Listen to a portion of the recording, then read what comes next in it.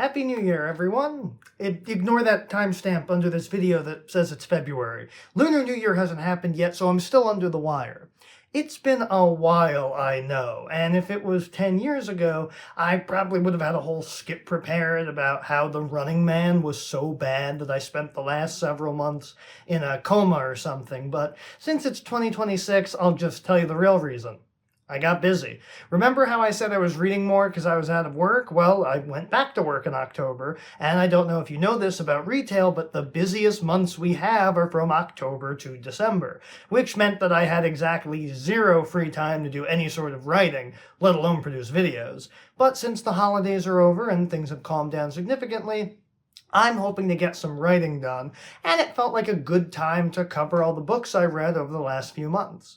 I fell back into a slump towards the end, but even just reading one thing is a victory in my book. And I beat my goal of 15 books for the year, so even if I didn't read as much as I could have, I read more than I thought I would at the start. Gonna try for 20 this year. Anyway, that means it's time to tell you what I read and what I thought about what I read. This year was somewhat less diverse than others. A lot of books that either had been on my list or discussed subjects that were near and dear to my heart, and that was still the case for the latter part of the year. Starting with, just watch my 20-minute video on this. What I will say is that the adaptation starring Glenn Powell from director Edgar Wright was both better in good ways and worse in bad ways. Maybe it's just a bad story? You make the call. My call is that it's a bad story, but well acted. Okay, let's get serious now with actual insight I have into books that I haven't already shouted about on camera. Fuck private equity. This is a subject near and dear to my heart because I work retail, so private equity both saved my company long enough for me to get a job I love, but it always kind of looming in the background because there's always the chance that they'll sell us and the next private equity firm will strip us for parts. Private equity killed Toys R Us. You probably know that, but did you know that pretty much every bad thing that's happening in the world can be traced back to PE? Megan Greenwell did, and that's why she wrote a scathing condemnation of the industry in Bad Company by not only drawing upon the collective nostalgia for a beloved retail icon, but also the other industries affected, such as journalism, where people trying to report real and important news are pushed out because farming clicks and engagement is more important than affecting real change in our communities. Or real estate, where people are forced out of their homes and harassed for speaking out against their private equity landlords who let a building fall into disrepair to get tenants out so they can flip it to make ugly gentrification buildings with higher rent in their place. Not to mention the medical field, where hospitals are bought up and chewed and spat out, where patient quality of life means nothing if the hedge fund that owns it isn't making money at the cost of real people's lives. The Running Man made me angry because it was a bad book.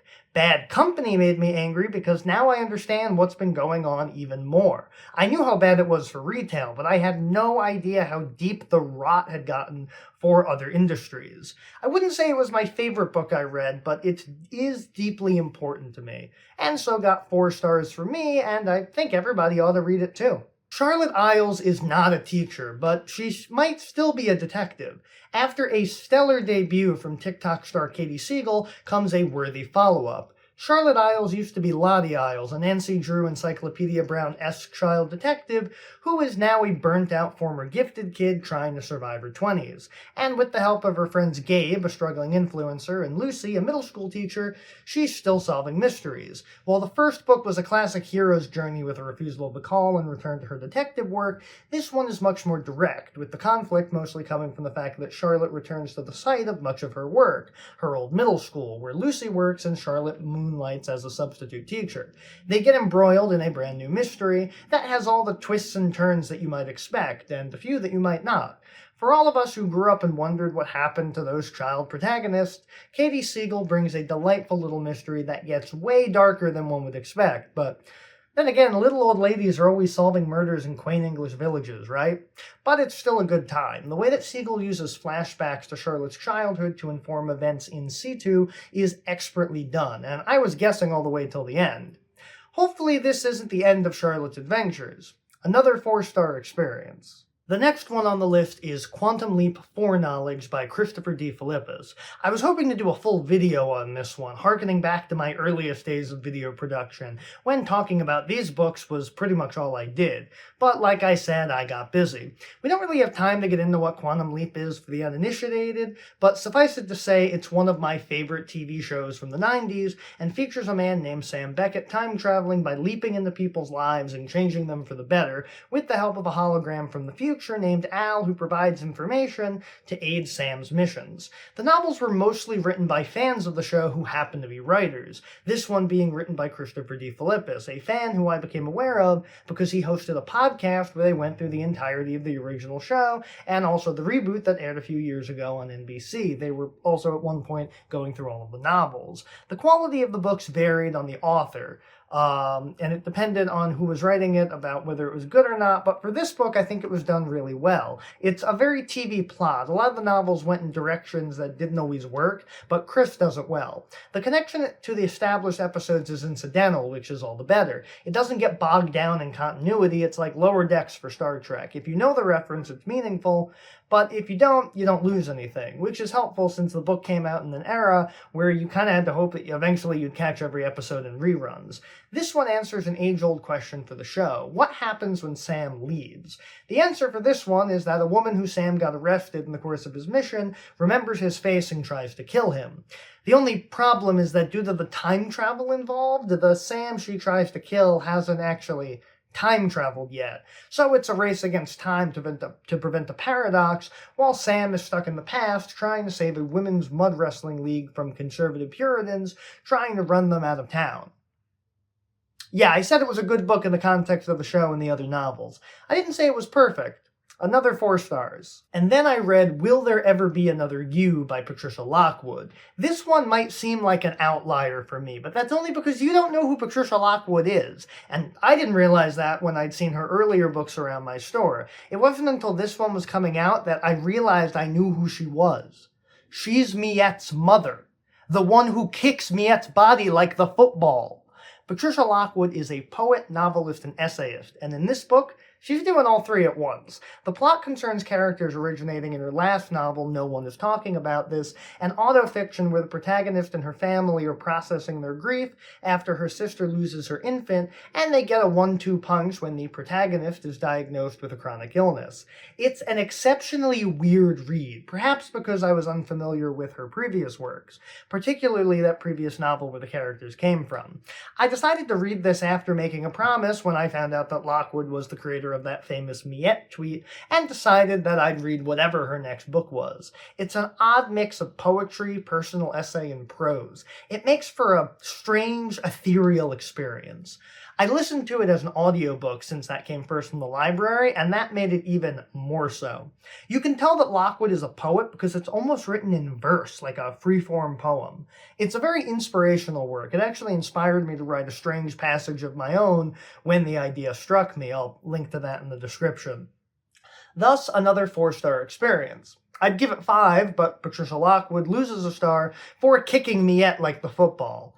Maybe jail for Mother is too harsh. Lose 1 star for Mother. After that, I read Salt, Fat, Acid, Heat, Mastering the Elements of Good Cooking by Samin Nosrat. I'm a nuts and bolts kind of guy. If there's one thing I love, it's knowing how things work. The why of everything. Like, if you tell me to do something, I want to know why.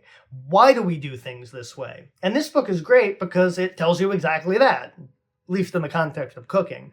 Why do we salt meat? Why does low and slow work for some things and not others? Why can't you just crank up the heat to make things cook faster? Samin Nosrat also wondered about those things at the beginning of her career in kitchens, and now brings the answers to us home cooks. The book has been floating around my store for years now, and I knew it sold well, but I wasn't doing a lot of cooking. But now I cook a lot, more for my girlfriend, who, like Nosrat, works in kitchens, so it helps me understand what she's doing when she cooks and how I can make my dishes taste as good as hers. It's definitely one of the best cookbooks I've ever had the pleasure of reading. Nosrat has such an unpretentious view that it's easily accessible to even the most novice chefs. There's no inside baseball here. She tells you plainly what to do, how to do it, and why. You won't learn how to cook a single dish from this, but you will learn how to cook basically anything from it. The first 5-star review of this batch. Next up on the list is Metallic Realms by Lincoln Michel. This book was an ordeal to get through, but not because it was bad. Lincoln Michel has a brilliant command of writing as the cringiest narrator that I've ever had the pleasure of reading. Writing as the narrator, a man named Michael who was emotionally stunted and way too invested in a niche sci-fi universe. What are you looking at? I'm not emotionally stunted. Anyway, Michael is clearly neurodivergent and has latched onto his childhood best friend's writing group, as they all write stories taking place in the sci-fi universe of his friend's creation.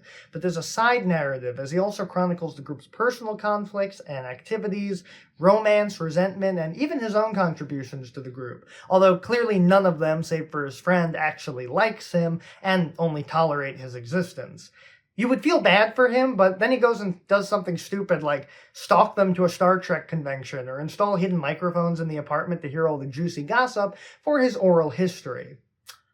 It's like if Chris Chan had been at Via Diodati while Polidori, the Shelleys, and Byron had their contest. The sci-fi stories were interesting, but the background was where all the action was. Although I think it falls short by virtue of the ending not quite resolving everything, but perhaps it was the only ending it could have. Another 4-star book. Following that, I read Funny Because It's True, How the Onion Created Modern American News Satire by Christine Wenck. I don't know if you know this, but I'm a huge fan of The Onion. In fact, The Onion was the first newspaper I ever subscribed to digitally on my very first e-reader, my old Nook Simple Touch, way back in like 2010 when I was in high school.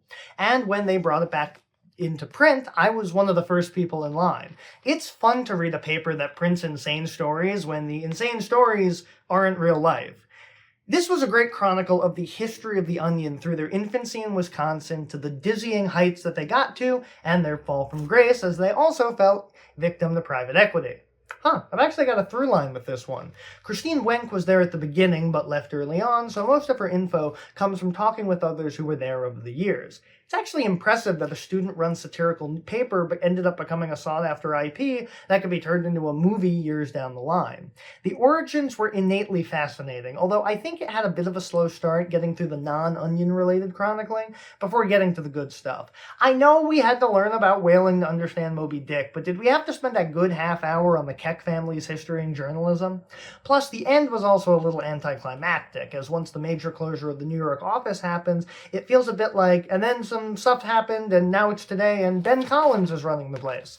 But I respect that the more interesting bits were behind us, and the paper is actually flourishing now, so there's not as much drama to talk about. The best passage was probably the 9/11 issue and what happened to those in the New York office while 9/11 happened, but it was all pretty great.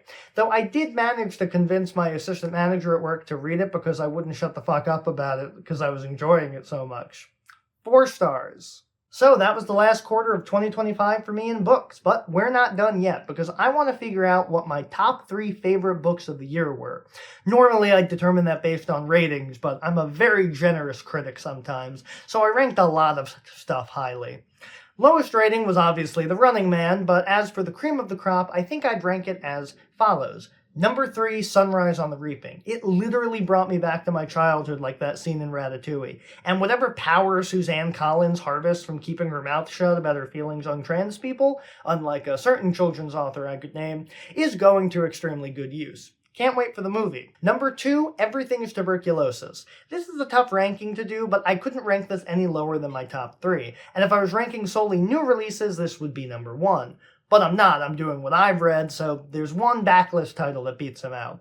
John Green has been a favorite of mine for 16 years at this point, which is kind of insane. But to say that this is my favorite thing he's ever made when I've watched somewhere in the ballpark of nearly 20 years of content John Green has made says something. A super important book and also one of my favorite book events I attended this past year, getting to see John Green at Symphony Space on release day. Here's hoping it affects real change in the world of TV, since everything, even private equity probably, is tuberculosis. And number 1, not sure if this is a surprise, but it had to be Erasure. Go back and rewatch that wrap-up, but I could not put that book down, and I'm so glad I finally read it, and actually had a fun moment at work a few weeks ago when I saw a man carrying it, and I just blurted out how good it was, because it really was. If you still haven't read it, rectify that. It was my favorite book that I read in 2025. So that was it for this year, or last year. But I've already started 3 books and finished one, so hopefully it won't be too long before you see me again in your feed. See you next time.